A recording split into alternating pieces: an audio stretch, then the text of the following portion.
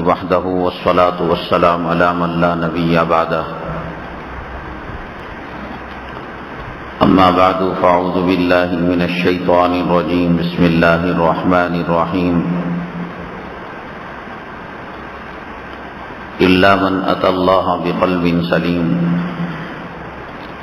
قال النبي صلى الله عليه وسلم ألا إن في الجسد مضغة إذا صلحت صلح الجسد كله وإذا فسدت فسد الجسد كله ألا وهي القلب أو كما قال النبي عليه الصلاة والسلام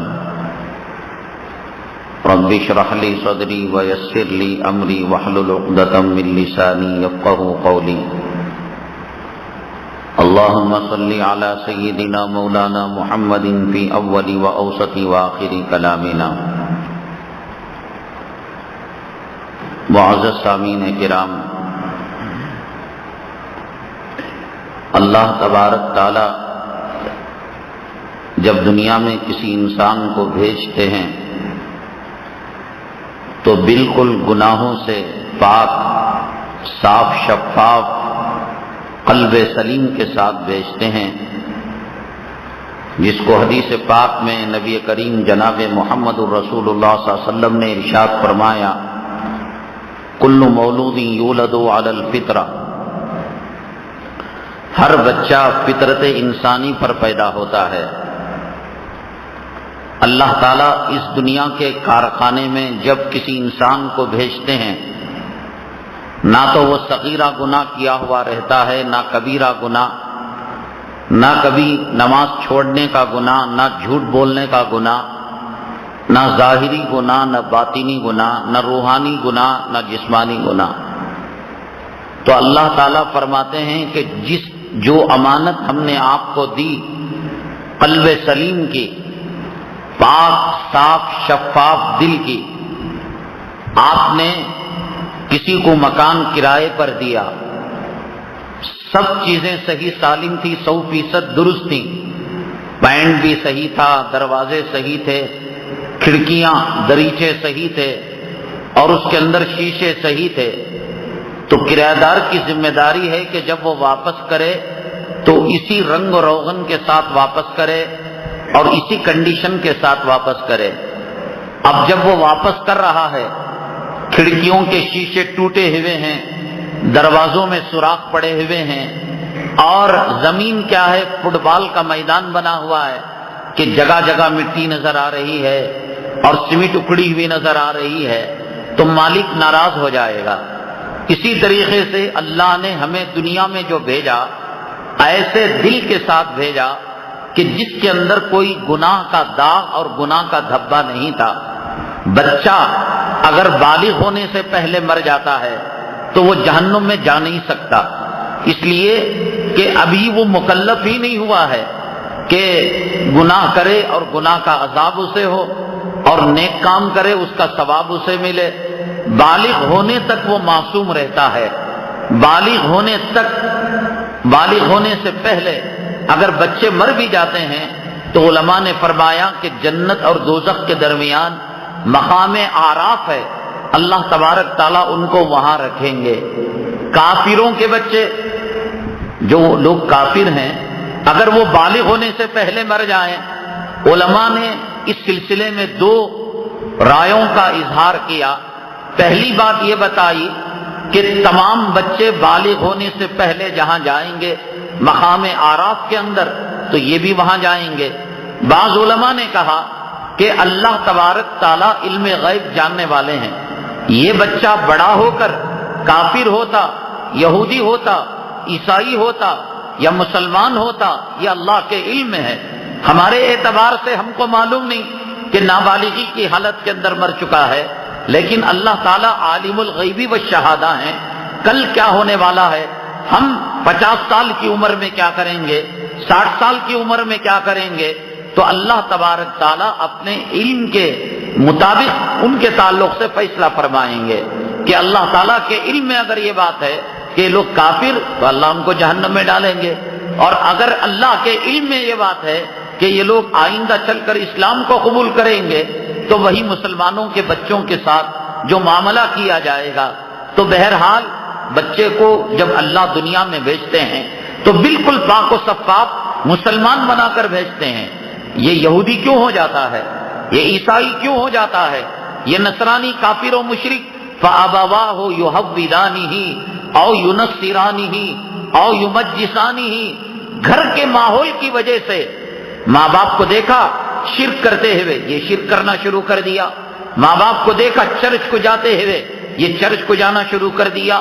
ماں باپ کو دیکھا گردوارے کو جاتے ہوئے، یہ گردوارے کو جانا شروع کر دیا۔ ماں کو دیکھا نماز پڑھتے ہوئے تو یہ بھی نماز پڑھنا شروع کر دیا۔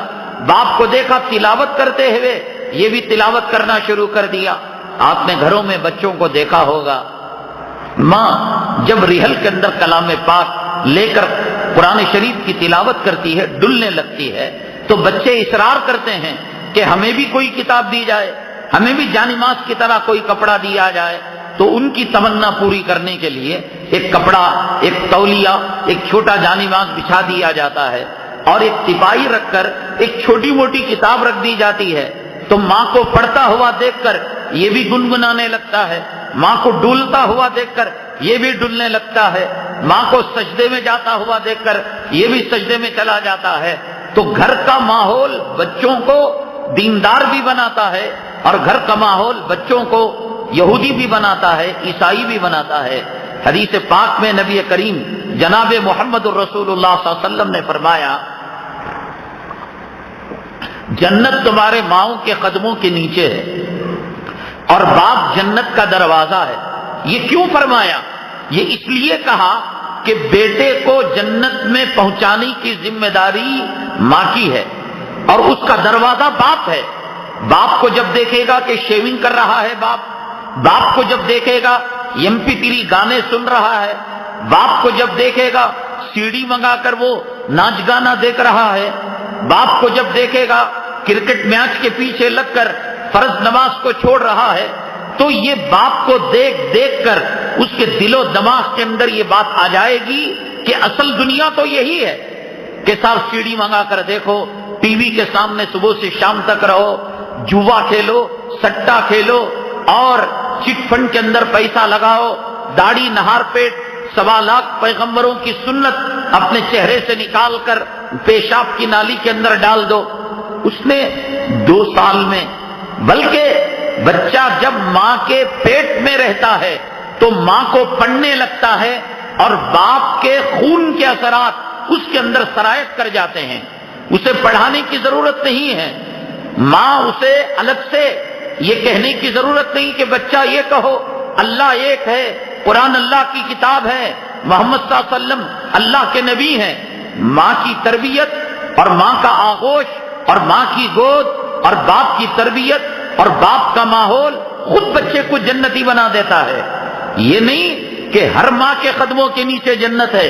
جو ماں بے پردہ ہو اور جو ماں اپنے بال کٹواتی ہو، جو ماں بیوٹی پارلر میں جا کر بند کر بازاری عورتوں کی طرح بازاروں کے اندر گھومتی ہو، شادی بیاہ کی محفلوں کے اندر غیر محرموں کے سامنے آتی ہو، غیر محرم اپنے آنکھوں کے زنا کے تیر اس کے جسم کے اندر پیوست کرتے ہو، ایسی ماں کے قدموں کے نیچے باٹا کے سینڈل ہوں گے، جنت نہیں ہوگی۔ جنت کس کے ماں کے قدموں کے نیچے؟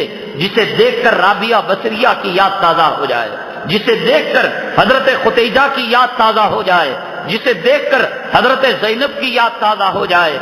ہمیشہ سر پر دوپٹہ ہے، کبھی دوپٹہ گرتا ہی نہیں ہے کہ خامین خود کہتا ہے ارے جب دیکھے تم سر کو ڈھکی ہوئی رہتی ہو۔ حدیث میں کہا گیا نا، اللہ کو اتنا یاد کرو، اتنا یاد کرو کہ لوگ تمہیں دیوانہ کہنے لگے۔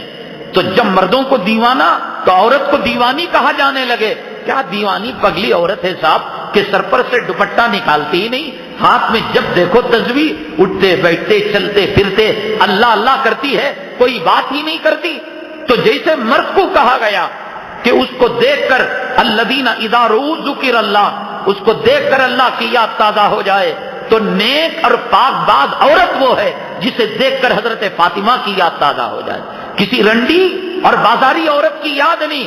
ارے بھائی اس کا چہرہ تو فلاں ناچنے والی سے ملتا ہے، اس کا ہیئر اسٹائل اور اس کے بالوں کا طور طریقہ اور اس کے جسم کے کپڑوں کا طور طریقہ اور اس کی مڈی اور اس کی نائٹی، اسے دیکھ کر فلاں فلم کی ہیروئن کی یاد تازہ ہوتی ہے، تو ایسی عورت کے قدموں کے نیچے سور کا پاخانہ ہوگا اور کتے کا گو ہوگا۔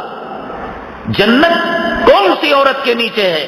وہ جنت کے لائق بھی تو جسے دیکھ کر حضرت فاطمہ کی، جسے دیکھ کر بازاری عورت کی یاد تازہ ہوتی ہو، جسے دیکھ کر فلم کی ہیروئن کی یاد تازہ ہوتی ہو، اس کے قدموں کے نیچے جنت۔ ارے اسے دیکھ کر تو لوگ اپنے آنکھوں کا زنا کرتے ہیں، اپنے دل کا زنا کرتے ہیں، اپنے دماغ کا زنا کرتے ہیں۔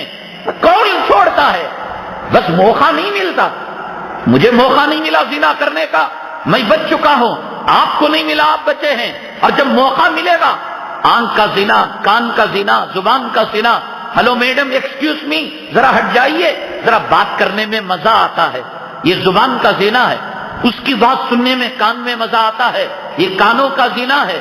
دل میں سوچنے میں مزہ آتا ہے، اسے پہلو میں لے کر میں چمٹا لوں، اسے بوسا دوں، اسے کس کروں، یہ دل کا زنا ہے، یہ دماغ کا زنا ہے، یہ دل اور دماغ کا زنا۔ ایک عورت جب بے پردہ نکلتی ہے، حدیث پاک میں سرور کونین آقائے دو عالم جناب محمد رسول اللہ صلی اللہ علیہ وسلم نے فرمایا، اس کے پاخانہ کرنے کی جگہ شیطان بیٹھ جاتا ہے۔ یہ جو دھوپڑ ہے یہاں شیطان بیٹھ جاتا ہے، آنے جانے والے کو کہتا ہے، ارے تیری گھر کے اندر جو حور جیسی بیوی ہے اسے دیکھ دیکھ کر تھک گیا، میرے پاخانے کی جگہ کو دیکھ، میرے دودھ کی جگہ کو دیکھ، میرے کمر کی دیکھ اور میری پنڈلیوں کو دیکھ۔ یہ حدیث میں آقا نے فرمایا۔ اب شیطان دعوت دے تو لوگ کون نہیں دیکھتے؟ ایسی عورت اس کے قدموں کے نیچے جنت ہوگی۔ وہ عورت ہمیشہ یاسین کی تلاوت کر رہی ہے، سورہ واقعہ کی تلاوت کر رہی ہے، بچوں کو بول رہی ہے بچے وضو کیا نہیں کیا، وضو میں مسواک کیا نہیں کیا۔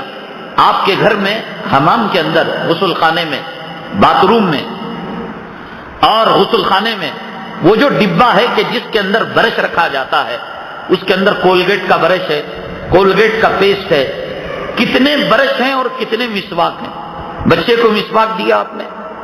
برش تو دیا، بیبی برش الگ ہوتا ہے، بیبی ٹوتھ پیسٹ الگ ہوتا ہے، بڑوں کا بچوں کو نہیں لگڑنا چاہیے، بچوں کا بڑوں کو نہیں لگڑنا چاہیے۔ جس کے دانتوں کے اندر کیڑا ہو اسے ڈاکٹر نے الگ لکھا ہے، اور کوئی منجن لگڑتا ہے، فاروقی منجن، اور کوئی یہ تو ہے، لیکن یہ ہمارا چھوٹا بیٹا ہے، اس کا مسواک اور ہے، یہ بیٹی ہے اس کا، یہ بچپن میں گھٹی میں ڈالا نہیں ڈالا۔ حدیث پاک میں نبی کریم جناب محمد رسول اللہ صلی اللہ علیہ وسلم نے فرمایا کہ السواک مطہرۃ للفم، مسواک منہ کو پاک کرنے والی چیز ہے، منہ کے اندر خوشبو پیدا کرنے والی چیز ہے۔ جب نبی نے سرٹیفکیٹ دے دی اور نبی نے ISI مارک لگا دیا کہ مسواک سے بڑھ کر کائنات کے اندر کوئی چیز اب دانتوں کو صاف کرنے والی نہیں مل سکتی، میرے نبی نے مہر لگا دیا اور یہ فرمایا کہ مسواک منہ کو پاک کرنے والی، اور مسواک رب کو راضی کرنے والی، اور مسواک منہ کے اندر خوشبو پیدا کرنے والی۔ آپ اندازہ لگائیے، اللہ کے حبیب پاک جناب محمد رسول اللہ صلی اللہ علیہ وسلم سکرات کی حالت میں ہیں، اور میں نے آپ کو کئی مرتبہ بتایا یہ سکرات وہ تھی کہ آپ نے میری اور آپ کی موت کی تکلیف کو اللہ سے مانگ کر اپنے اوپر لے لیا، ورنہ آپ کی روح ایسے نکلتی جیسے گلاب کی پنکھڑی سے خوشبو نکلتی ہے۔ کبھی آپ نے دیکھا کہ پھول سے خوشبو نکل رہی ہو اور پھول رو رہا ہو، ہائے مجھے تکلیف ہو رہی ہے، میری خوشبو چلی جا رہی ہے؟ پتہ ہی نہیں لگتا۔ پھول اپنی جگہ پر ہوتا ہے، عطر اپنی جگہ پر ہوتا ہے، اور خوشبو فضا میں مہکتی ہے۔ اور اللہ تعالیٰ، اللہ کے نبی صلی اللہ علیہ وسلم اگر چاہتے تو جیسے پھول سے خوشبو نکلتی ایسے روح کی آپ کی نکالی جاتی، لیکن آپ نے یہ پوچھا کیا میری امت کی روح ایسے نکالی جائے گی؟ ملک الموت نے کہا کہ نہیں، ان کو تو بہت تکلیف ہوگی۔ اللہ کے نبی صلی اللہ علیہ وسلم اس دنیا سے پردہ فرماتے فرماتے بھی کتنے مہربان، کتنے رحیم اور کتنے کریم اور کتنے شفیق۔ حدیث پاک میں آتا ہے کہ ماں اگر مر رہی ہو، باپ اگر مر رہا ہو، بیوی اگر مر رہی ہو، میں نے بتایا کہ انسان جب مرتا ہے تو پہلے اللہ دماغ کی موت دے دیتے ہیں. یہ دل اور دماغ ہمارے جسم کے بادشاہ ہیں. یہ دماغ ہمارے جسم کو کنٹرول کرتا ہے. یہ دماغ فیل ہو جائے، پیشاب کب گرتا ہے، کیا چیز کھانا چاہیے کیا چیز نہیں کھانا چاہیے، دماغ فیل ہو جائے انسان دیوانہ ہو جاتا ہے. اب وہ پیشاب پینے لگتا ہے، پاخانہ کھانے لگتا ہے، نہ مسجد کا پتہ. تو اللہ تعالیٰ جب موت دیتے ہیں تو پہلے دماغ کو فیل کرتے ہیں. کیوں فیل کرتے ہیں؟ اگر دماغ اس کا چلے تو بیوی تلوار لے کر اپنے خامین کا سر اڑا دے، کمبخت تیری طرف سے میری آخرت برباد ہو گئی. تو مجھے کہتا تھا بال کاٹنے کے لیے، تو مجھے کہتا تھا دیور کے سامنے بے پردہ آنے کے لیے، تو مجھے کہتا تھا تیرے فرینڈ کے سامنے لا کر چائے رکھنے کے لیے، کھانا رکھنے کے لیے. اب انہوں نے مجھے زنا کے نظر سے دیکھا، اب میں عذاب کا شکار ہوں، اب میں موت کا ذائقہ چکھ رہی ہوں. حرامی تیری طرف سے میری زندگی برباد ہوئی. اور قریب میں کوئی چیز ہوتی اسی کو لے کر مرد کو مار دیتی. دنیا میں کوئی مرد زندہ نہ ہوتا عورت کے مرتے ہوئے، اور کوئی مرد کے مرتے ہوئے کوئی بیوی. ارے ڈائن کہیں کی، ناک سانپلی کہیں کی. میں ایک اچھا بچہ، میرے ماں باپ کا بچہ تھا، تو مجھے بنارس کی ساڑی کی فریاد کرتی تھی، ہزاروں روپے کی کپڑے کی فریاد کرتی تھی. تیرے کہنے پر گھر کے اندر ٹی وی آئی، تیرے کہنے کے اندر گھر کے اندر گانا بجانا آیا، تیرے کہنے پر میں نے بچوں کو کانوینٹ اسکول کے اندر داخل کیا. اب دیکھ، اب میں عذاب کا شکار ہوں، میں تجھے نہیں چھوڑوں گا. ڈنڈا لے گا، بیوی کے سر پر مارے گا. اس لیے اللہ نے دنیا میں دستور یہ رکھا ہے کہ موت جب آتی ہے تو پہلے اللہ دماغ کو فیل کر دیتے ہیں. اس کے بعد ڈاکٹر کے پاس لے کر جاتے ہیں، دیدے کھڑ چکے ہیں لیکن خود کھڑانے والے کو معلوم نہیں کہ کیا دیکھ رہا ہے. ہاتھ ادھر کرو ادھر، ادھر کرو تو ادھر. یہ جو ہم ہاتھ اوپر کرتے ہیں، ہمارا دماغ ڈائریکشن دیتا ہے ہاتھ کو. میں جو بول رہا ہوں ہمارا دماغ ڈائریکشن دیتا ہے، اور دماغ میں بات اللہ تعالیٰ ڈالتے ہیں. تو دماغ فیل ہو جاتا ہے، نفس چلنے لگتی ہے، دل میں دھڑکن باقی ہے. تو گھر کے لوگوں کو امید ہے کہ بھئی ابھی کچھ حیات باقی ہے، کچھ زندگی باقی ہے، چلو فوراً دوڑیں. لیکن موت کا ایک اسٹیج اس پر ختم ہو چکا ہوتا ہے، دماغ کی موت ہو چکی ہوتی ہے. اس کے بعد دل کی موت اللہ تبارک تعالیٰ دیتے ہیں. دماغ اور دل کی موت کے درمیان کسی کو ایک دن کا فاصلہ، کسی کو ایک سیکنڈ کا فاصلہ، کسی کو کوئی کوما میں چلا جاتا ہے. یہ جو خان عبد الغفار خان جو ہندوستان کے مجاہد آزادی تھے، 7-8 سال تک کومے میں رہے، نہ زندے میں شمار نہ مردے میں شمار، نہ نماز پڑھتے تھے نہ روزہ رکھتے تھے. کومے میں جب کوما کیا ہوتا ہے؟ کوما دماغ کی موت کا نام ہے. دماغ جب مر جاتا ہے انسان کومے کے اندر چلا جاتا ہے. تو یہ اللہ تبارک تعالیٰ کا ایک قانون ہے کہ اللہ پہلے دماغ کو فیل کرتے ہیں. اسی لیے حدیث پاک میں نبی کریم جناب محمد رسول اللہ صلی اللہ علیہ وسلم نے فرمایا کہ موت کے وقت 1/3 کے اندر، 1/4 حصے کے اندر آدمی وصیت کر سکتا. ابھی میرے ہوش و حواس ہیں، میرے پاس جتنا مال ہے، روپیہ ہے، پیسہ ہے، جائیداد ہے، پراپرٹی ہے، میں چاہوں سارا کا سارا مسجد کو دے سکتا ہوں، یہ مدرسے کو دے سکتا ہوں، یتیم خانے کو دے سکتا ہوں، لیکن موت کے وقت نہیں دے سکتا. کیوں؟ اس لیے کہ جب دماغ نے پہچان لیا کہ ہے، اب ڈاکٹر نے تجھے سرٹیفکیٹ دے دی، اب تیری بیوی کام آنے کی نہیں، تیری اولاد کام آنے کی نہیں، تو اب یہ کہے گا کہ میں سارا مال میں اللہ کے راستے میں اب قبول نہیں اس کی وصیت. اس لیے کہ دماغ اب فیل ہونا تھا، ذرا دیر فیل ہو رہا ہے تو مر چکا ہے. مرے ہوئے کی وصیت 1/3 کے اندر چلتی ہے، تو لہذا اب اس کی وصیت کا کوئی اعتبار نہیں، صرف 1/3 کے اندر اس کی بات مانی جائے گی، اور مال جو وہ کہے گا کہ سارا کا سارا دے دو. بہرحال اللہ کے حبیب پاک صلی اللہ علیہ وسلم ہماری تکلیف کو اپنے اوپر لے لیے اور کہا کہ میری امت جو قیامت تک آنے والی ہے ان کو سکرات کے وقت جو تکلیف ہوگی، اے اللہ وہ تکلیف مجھے دے دے، میں برداشت کر لوں گا. بہت سارا حصہ آپ نے لے لیا اور بے ہوش ہو جاتے. برتن میں پانی ہوتا، اس میں ہاتھ ڈالتے، چہرے انور پر ملتے اور دعا کرتے، اللہم اعنی علی سکرات الموت، اے اللہ سکرات کی سختی بہت سخت ہوتی ہے، میری مدد فرما. ایسے وقت میں بھی روایت میں آتا ہے کہ آپ نے حضرت بی بی عائشہ صدیقہ رضی اللہ تعالیٰ عنہ کو فرمایا، مسواک کی طرف اشارہ کیا کہ میں اب بھی مسواک لگڑنا چاہتا ہوں۔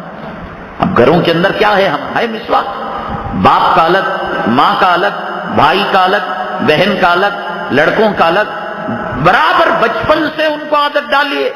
جب بچپن سے جبکہ بعض علماء نے کہا کہ جو ٹوتھ برش آ رہا ہے، یہود و نصارہ کی سازش یہ ہے کہ مسلمانوں کے نزدیک سب سے نجس جانور، سب سے گندا جانور کون سا ہے؟ سور ہے۔ تو انہوں نے یہ کیا کہ سور کے بالوں سے ٹوتھ برش بنایا تاکہ مسلمان نہار پیٹ اپنے منہ کے اندر سور کے بال لگائے۔ تو آپ ان کے توڑ کے اندر ٹھیک ہے، بعض علماء نے کہا کہ جب اس کی حیت بدل گئی تو اس کے احکامات بھی بدل گئے، تو ٹھیک ہے، کم سے کم ایک عدد مسواک، اگر مسواک نہیں خرید سکتے تو آپ نیم کے درخت کی پتلی کاڑی کیا اپنے گھر میں نہیں رکھ سکتے؟ کتنی اہمیت! سکرات کے وقت حضرت عائشہ صدیقہ رضی اللہ تعالیٰ عنہ کو کہا میں مسواک کرنا چاہتا ہوں، مسواک سخت تھی، امی جان عائشہ صدیقہ رضی اللہ تعالیٰ عنہ اپنے دانتوں میں چبا کر اس کو نرم کیا تو آپ فرماتی ہیں میں خوش نصیب بیوی ہوں رسول اللہ صلی اللہ علیہ وسلم کی کہ میرا لعاب آخری وقت نبی کی منہ میں گیا اور نبی کا لعاب میرے منہ کے اندر آیا۔ سب سے خوش نصیب بیوی ہوں کہ دنیا میں سب سے آخر میں نے مسواک جو چبا کر دیا، اب مسواک چبائیں گے تھوک لگے گا نہیں لگے گا، تو وہ تھوک رسول اللہ صلی اللہ علیہ وسلم کے لعاب میں ملا اور آپ پھر جب چبایا تو پھر امی جان عائشہ نے اس کو اپنے منہ میں لیا۔ تو ایسے وقت کے اندر بھی، اور سب سے بڑی بات یہ ہے اللہ کے نبی صلی اللہ علیہ وسلم نے فرمایا جو نماز مسواک کے ساتھ پڑھی جاتی ہے 20 پر 7 درجے زیادہ ثواب اس کو ملتا ہے۔ مجھے بتائیے کہ 27 روپے کی چیز اگر کوئی 1 روپے میں بیچتا ہو اور وہ شیواجی نگر میں بیچتا ہو، یہاں سے 10-20 کلومیٹر میں بیچتا ہو، ہماری کوشش یہ ہوتی ہے کہ جب 27 روپے کی چیز 1 روپے میں مل رہی ہے اور ہمارے 27 روپے بچ رہے ہیں تو ہماری کوشش ہوتی ہے کہ اس چھوٹ سے فائدہ اٹھایا جائے۔ ایک نماز جو مسواک کے ساتھ ہوئی اور ایک نماز بغیر مسواک کے ہوئی، 27 درجے کا 20 پر 7 درجوں کا فرق ان دونوں نمازوں کے اندر ہے، اور اللہ تبارک تعالی جو نماز مسواک کے ساتھ ہوئی اسے 27 درجے بڑھا کر، ایک ظہر پڑھی 27 ظہر کا ثواب اللہ دیں گے، ایک تہجد پڑھی 27 تہجد کا ثواب اللہ دیں گے، ایک عصر پڑھی 27 عصر کا ثواب اللہ تعالیٰ دیں گے۔ تو انشاءاللہ اب مرتے دم تک آپ مسواک اپنے سے جدا نہ کیجیے، اپنے جیب کے اندر جہاں قلم ہوگا ایک عدد مسواک بھی ہوگا۔ اور سب سے بڑی بات یہ ہے انسان کتنی پرہیزگاری کی زندگی کیوں نہ گزارے، لیکن خاتمہ اس کا کیسا ہوگا کوئی نہیں جان سکتا، اس لیے کہ ہمارے پاس ایک بہت بڑی تاریخ ہے کہ آپ جانتے ہیں مولانا قاری محمد حنیف صاحب ملتانی رحمت اللہ علیہ جو پاکستان کے بہت بڑے مقرر، اور میں سمجھتا ہوں کہ تقریبی دنیا کے اندر سب سے پہلے پورے عالم کے اندر ایک تہلکہ مچانے والے اور ایک شہرت مچانے والے، غریب سے غریب، امیر سے امیر، عالم سے عالم، جاہل سے جاہل۔ میں بنگال کے علاقے میں جاتا ہوں، بنگالی مقرر بنگالی زبان میں قاری حنیف صاحب کی نقل آج بھی کر رہا ہے، جھارکھنڈ کے اندر وہاں کی مقامی زبان میں، اڑیسہ کے اندر وہاں کی اڑیا زبان میں، پنجاب کے اندر پنجابی زبان میں تقریر، اور قاری حنیف صاحب ملتانی کی نقل۔ اللہ نے ان کو کس درجے قبول کیا؟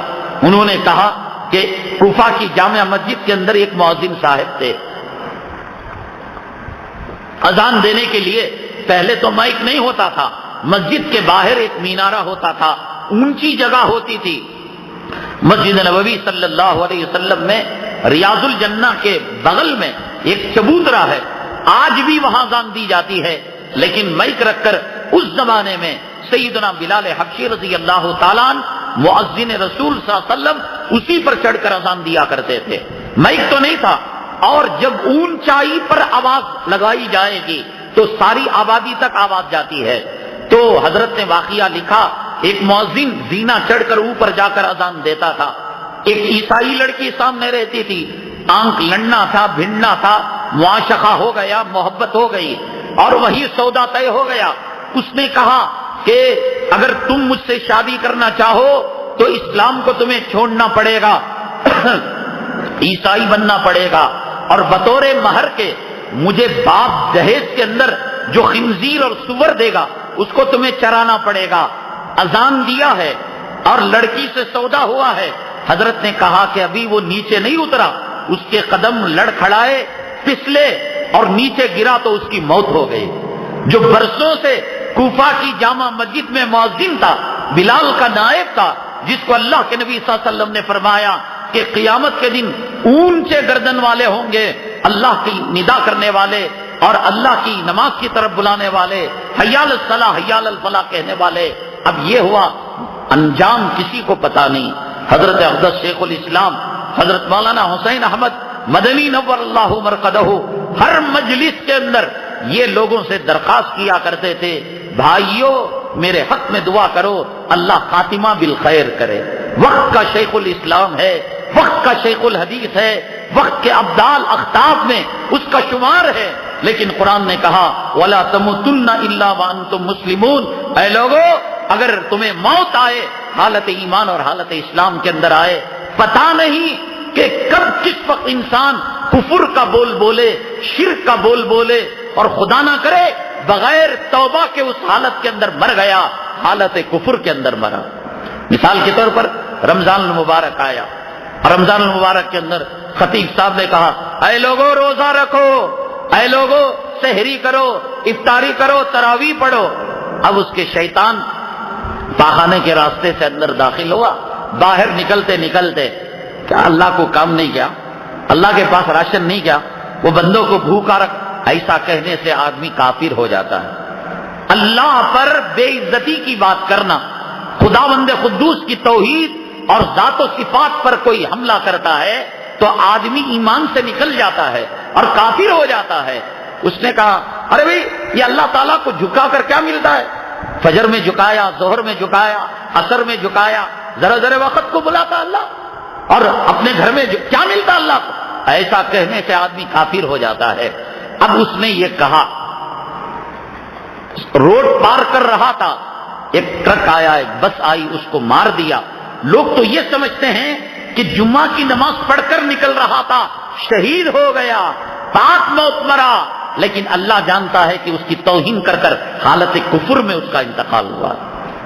یہ شیطان سکرات کے وقت آ کر یہ کوشش کرتا ہے کہ پوری زندگی کی عبادت ضائع ہو جائے، ماں کی شکل، باپ کی شکل، پیر کی شکل، مرشد کی شکل، امیر صاحب کی شکل، امام صاحب کی شکلیں لا کر کہتا ہے کہ دیکھ میں تیری کتنی خیر خواہ ہوں، تیری ماں تھی، میں نے اپنی پیٹ کے اندر 9 ماہ تجھے رکھا، دودھ پلایا، دیکھ اسلام برحق مذہب نہیں ہے، تو اسلام کا انکار کر دے۔ خدا نہ کرے اس شیطان کو نہیں پہچانا، انکار کر دیا اور اسی وقت اس کی موت ہو گئی تو ایمان سے ہٹ کر موت ہوئی۔ لوگ سمجھتے ہیں کہ حج کے اندر گیا اور حالت احرام کے اندر مرا، لیکن وہ زبان سے یوں کہنے لگا اجی ہندوستان لاکھ درجے بہتر، بھائی ہم نے کہتے ہوئے سنا، یہاں پانی کی خطرے کو قحط آ گیا، یہاں پانی کو، یہاں پانی نہیں ملتا۔ اللہ تعالیٰ جنت کے نہروں سے قیمتی پانی زمزم وہاں رکھا ہے، اب ان کو کاویری کا پانی چاہیے، ان کو سڑا ہوا دیوی دیوتاؤں کے نام کی جو ندیاں ہیں وہ پانی چاہیے۔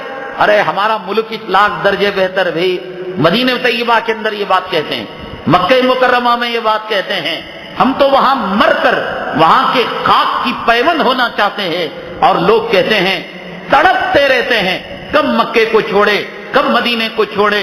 خدا نہ کرے، خدا نہ کرے کوئی برا لفظ زبان سے نکالا، نبی کے شہر کو یہ کہا کہ اس شہر میں میرا دل نہیں لگتا۔ اللہ کے نبی صلی اللہ علیہ وسلم نے فرمایا کہ جس طریقے سے لوہا زنگ کو گرا دیتا ہے، آگ لوہے کے زنگ کو گرا دیتی ہے، مدینہ طیبہ منافقوں کو الگ کر دیتا ہے۔ مدینہ طیبہ کے اندر ہر کسی کے بس کی بات نہیں کہ وہاں رہ سکیں۔ اب وہاں پر آ کر کہتے ہیں کیا صاحب ہمارے ملک میں دیکھو کتنی سستائی ہے، ہمارے گھراں دیکھو کتنے اچھے، کہاں آ کر پڑ گئے؟ نبی کے شہر کو اگر یہ بات کہے اور اگر مر گئے، مسجد نبوی میں نماز ہے، جنت البقیع میں دفن ہو رہی، اور لوگ کہہ رہے ہیں بھائی کتنی اچھی موت، اور اللہ کیا بول رہا ہے؟ تم میرے محبوب کے شہر کی توہین کیا، میں تجھے جہنم میں ڈالوں گا۔ رسول اللہ صلی اللہ علیہ وسلم کے شہر کی توہین، آپ کے بالوں کی توہین، آپ کے جوتوں کی توہین، آپ کے لباس کی توہین، آپ کے شہر کی توہین اور آپ کی حدیثوں کی توہین، آپ کے اداؤں کی توہین کوئی کرے گا وہ کافر ہوگا۔ یہ تو ہے کہ داڑھی نہیں رکھتا، مانتا ہے مجھ سے گناہ ہو رہا ہے، میں ایک لڑکی سے محبت کرتا ہوں، مجھے ماں باپ رکھنے نہیں دیتے، مجھے ڈیوٹی نہیں ملتی، چلو مانگ تو رہا ہے، لیکن یہ بول رہا ہے کیا جی بکری کی طرح بال رکھ لیے تو کیا ملتا ہے، اور مر گیا، حالت کفر میں مرا۔ گناہ کرنے سے آدمی گنہگار ہوتا ہے اور نبی کی سنتوں کی توہین کرنے سے آدمی کافر ہو جاتا ہے۔ یا فرق یاد رکھیے، آج لوگ یہاں بیٹھ کر کہتے ہیں وہ آدمی تو بڑا شرابی تھا، کبابی تھا، لیکن کتنی اچھی موت آئی، دیکھو مکے میں مرا، حرم شریف میں نماز جنازہ ہوئی، امام حرم نے نماز جنازہ پڑھائی، جنت المالا کے اندر تدفین ہوئی، مدینہ طیبہ کے اندر موت آئی، لیکن کس حالت کے اندر آئی؟ اللہ کے نبی صلی اللہ علیہ وسلم کے زمانے میں ایک عورت تھی، بڑی پرہیزگار، بڑی نیکوکار، کوئی دن روزے سے خالی نہیں اور کوئی رات جگنے سے خالی نہیں، انتقال ہو گیا، جنازہ آیا، اللہ کے نبی صلی اللہ علیہ وسلم کے سامنے صحابہ کہنے لگے ہیا فی الجنہ، ہیا فی الجنہ، وہ جنتی ہے۔ اللہ کے نبی صلی اللہ علیہ وسلم نے فرمایا ہیا فی النار، وہ دوزخی ہے۔ اب لوگ کہنے سے ہو جائے گا کہ مکے کی موت آ گئی، مدینے کی موت آ گئی، اللہ کی نگاہ میں کیا ہے وہ؟ اللہ کے نبی نے فرمایا صلی اللہ علیہ وسلم ہیا فی النار، اس نے ایک بلی کو باندھ رکھا تھا، وقت پر کھانا نہیں دیتی تھی، وقت پر پانی نہیں دیتی تھی، اور بلی تڑپ تڑپ کر مر گئی۔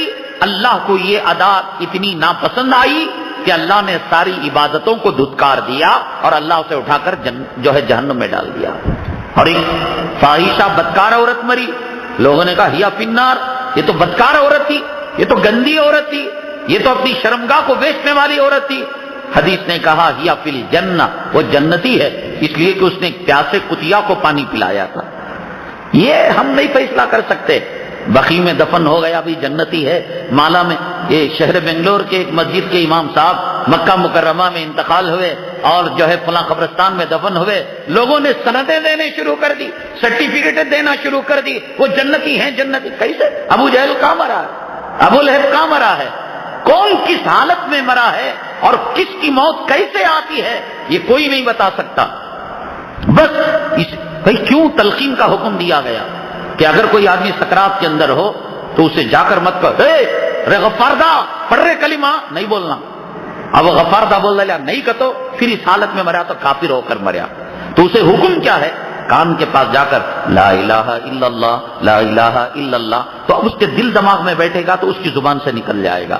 ہم اگر اس کو حکم دیں گے، ہم سے کہیں گے ارے بیگم صاحبہ، میری بیوی فاطمہ، ختیجہ، زینب پڑھنا کلمہ، اور اس نے یوں کر دیا تو کفر پر اس کی موت ہو جائے گی۔ خاتمہ بڑی خطرناک چیز ہے، اسی لیے شیخ الاسلام حضرت اقدس مولانا حسین احمد مدنی نور اللہ مرقدہ ہر درس کے بعد، ہر مجلس کے اندر کہتے ساتھیو میرے حق میں دعا کرو، اللہ ایمان کے ساتھ میرا خاتمہ۔ وہ جس کے اعضاء الگ ہو کر دار التفسیر کے اندر ایک بزرگ فرماتے ہیں کہ رات کو میں نے دیکھا کہ قیام گاہ سے شیخ الاسلام حسین احمد مدنی وقت کا شیخ الحدیث نکل کر دارالعلوم دیوبند کی طرف جا رہا ہے۔ میں نے کہا کہ کون سے جانوروں کو پڑھائے گا، جنات کو پڑھائے گا، چلو میں بھی دیکھوں۔ تو میں چلتا گیا اور نرم آہستہ قدم رکھتے ہوئے چلا گیا، دیکھا وہ دار التفسیر کے اندر گیا، اس کے جسم کے ٹکڑے ہو گئے، ہاتھ ادھر ہے، ایک ہاتھ ادھر ہے، ایک پیر ادھر ہے، ایک پیر ادھر ہے، اور جسم کے ہر ٹکڑے سے لا الہ الا اللہ کی ضربیں نکل رہی، اور یہ کہتا ہے کہ ساتھیوں میرے حق میں دعا کرو کہ اللہ ایمان کے ساتھ میرا خاتمہ۔ ہم کو کتنا ڈرنا چاہیے بھائی، ربنا لا تزغ قلوبنا بعد اذ ہدیتنا وہب لنا من لدنک رحمہ، اس دعا کو ہمیشہ پڑھا کرے۔ اے اللہ ہم نے ہدایت مانگی نہیں تھی، تو نے ماں پیٹ سے ہمیں مسلمان بنایا، اے رب کریم تیری شان رحیمی شان کریمی کا واسطہ کہ کلمے کی موت دے دے، ایمان کی موت دے دے مولا، اسلام کی موت دے دے، یہ مانگنا چاہیے۔ اور مسواک کی سب سے بڑی فضیلت یہ ہے، آج کے بعد آپ کسی کو تحفہ دیں تو مسواک تحفے میں دیں۔ گھر کے اندر، غسل خانے کے اندر، جہاں ایک ایک فرد کا ایک ایک ٹوتھ برش ہے، ایک ایک عدد مسواک بھی ہوگا۔ حدیث میں فرمایا کہ مسواک کی سب سے بڑی فضیلت یہ ہے کہ موت کے وقت کلمہ طیبہ نصیب ہوگا۔ ہمارے حضرت مولانا ابرال آفتاب رحمۃ اللہ علیہ بڑی عمر میں انتقال فرمائے، ایک دانت کو کیڑ بھی نہیں لگا اور ایک دانت کے لیے کسی ڈینٹسٹ کے پاس پوری زندگی نہیں گئے۔ ان کا ایمان تھا اور نبی کی سنتوں پر ان کا یقین تھا۔ ایسے کٹ کٹ کٹ کٹ بجا کر کہتے، ساتھیو بچوں، ابھی تم چھوٹے چھوٹے بچے، دانت میں کیڑا لگ گیا، دانت جھڑ رہا ہے، دانت کمزور ہو گیا، تمہارا حدیث پر ایمان نہیں۔ دیکھو آج تک میں نے کسی ڈاکٹر کے پاس، ڈینٹسٹ کے پاس نہیں گیا اور مسواک دکھا کر کہتے، یہ دوستو یہ صرف نبی کی سنت کی برکت ہے۔ اس سے یقین کے ساتھ آپ دانتوں کا استعمال کریں گے، دانتوں پر انشاءاللہ۔ بہرحال اور رسول کریم صلی اللہ علیہ وسلم کے اخلاق، عادات اور قلب کی صفائی سے متعلق امور ہیں، انشاءاللہ ہم اگلی جمعہ عرض کریں گے۔ اگلے جمعرات کو خرے کی چٹھی چلانے والا کا ایک چٹھی کا پیسہ، کیا اس کو ایک چٹھی کا پیسہ دینا جائز ہے؟ بھائی جو آدمی خرے کی چٹھی جو چلاتے ہیں وہ جائز ہے۔ جیسے 5 آدمی ہیں، 100 روپے ڈالے تو 500 بنے، 1000 ڈالے 5000 بنے، کمی بیشی کے بغیر جس کے نام قرآن نکلتا ہے اس کو دے دینا جائز ہے۔ لیکن یہاں یہ ہوتا ہے کہ ایک قرے کی چیٹی یا تو وہ پہلے لیتا ہے یا اتنا پیسہ وہ اصول کر کر اپنے لیے فری لیتا ہے، اس کو جائز ہے اس لیے کہ مستقل ایک محنت کا کام ہے۔ 10 آدمی 20 آدمی ممبر ہیں، جا کر ان سے پیسہ لینا، کوئی صبح میں گئے تو بولتا شام میں آؤ، کوئی شام میں گئے بولے کل آؤ، کل گئے بولے پرسوں آئے، فون کی کرنسی لگتی ہے، گاڑی کا پیٹرول لگتا ہے اور لوگوں سے پیسہ وصول کرنا، گالیاں سننا، اس لیے وہ اپنی محنت کے معاوضے کے طور پر اگر ایک چٹھی فری لیتا ہے یا چٹھی پہلی لیتا ہے، یہ دونوں شکلیں اس کے لیے جائز ہیں۔ کہ عورتیں درگاہ کو، عورتیں تو کیا مرد بھی جو ہے جہاں پر بدعت کا کام ہوتا ہے نہیں جا سکتے، البتہ قبروں کی زیارت کے لیے جا سکتے ہیں۔ عورت صرف قبرستان کی سرحد تک جو اس کی دیوار ہے وہاں اپنے محرم مرد کے ساتھ جا کر، اگر اس کے گھرانے کا کوئی فرد دادا نانا یا اس کا باپ مرا ہو تو خانین کے ساتھ یا بیٹے کے ساتھ جا کر وہ وہاں پر زیارت کر سکتی ہے۔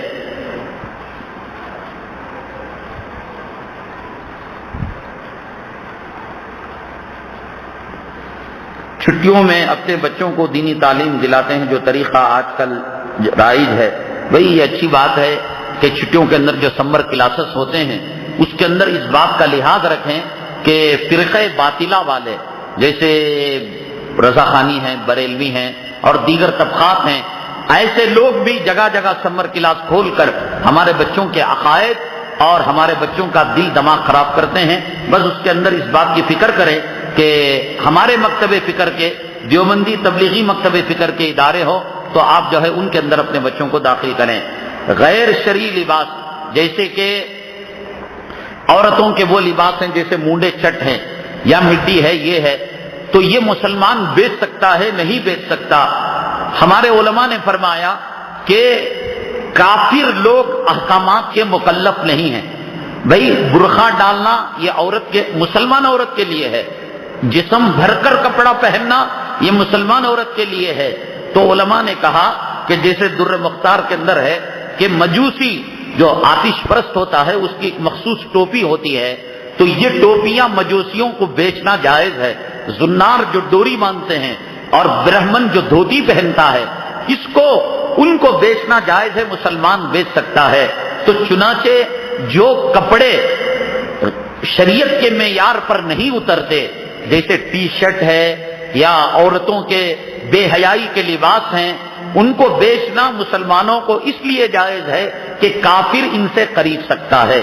اور دوسری بات یہ ہے کہ عورتوں کے لیے جو سیکسی کپڑے، جو جنسی مردوں کو مائل کرنے والے کپڑے ہیں، میں جان بوجھ کر یہ لفظ استعمال کیا سیکسی کپڑے، یہ حرام اس وقت ہیں کہ جب وہ بیٹے کے سامنے پہنے، بھائی کے سامنے پہنے، غیر مردوں کے سامنے آئیں۔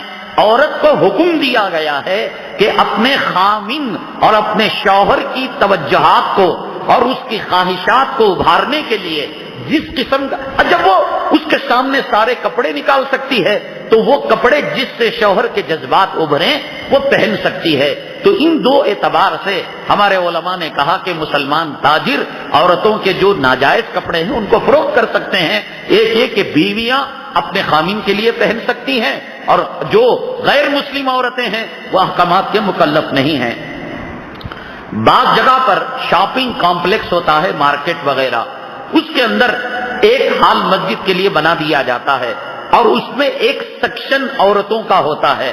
تو دیکھو یہاں جو عورتوں کا سیکشن ہے وہ اس لیے نہیں ہے کہ محلے کی عورتیں آ کر یہاں پر نماز پڑھیں۔ مسئلہ یہ ہوتا ہے کہ جب میاں بیوی یا بھائی بہن وغیرہ خریداری کے لیے جاتے ہیں تو نماز کا وقت آ جاتا ہے، جیسے مغرب کے نماز کا وقت ہے، بہت کم وقت ہوتا ہے، ان کے گھر کے لوٹنے تک نماز قضا ہوتی ہے، تو لہذا وہ حال میں لیڈیز کا جو سیکشن الگ ہے، عورتیں وہاں پر نماز پڑھ سکتی ہیں، بلکہ بنانا چاہیے۔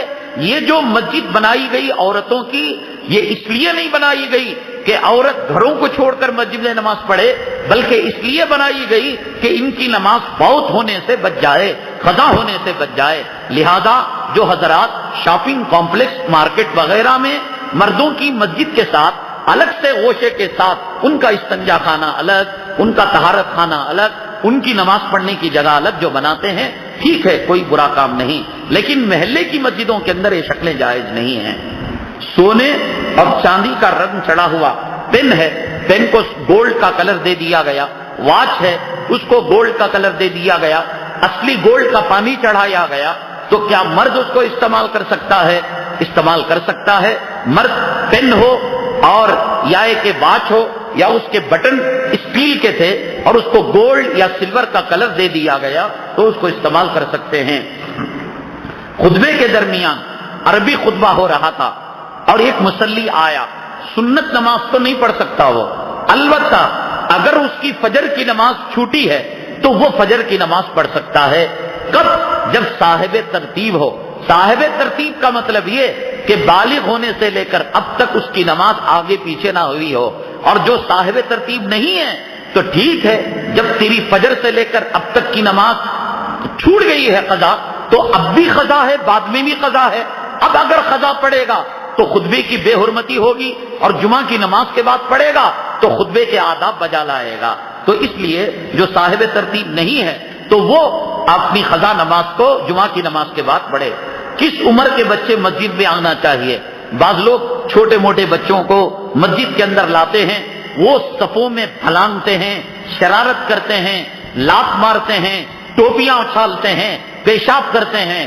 عمر کی کوئی قید نہیں، کوئی بچہ 2 سال کے اندر بڈھے کا دماغ رکھتا ہے اور کوئی 14 سال کے اندر بچپنے کا دماغ رکھتا ہے۔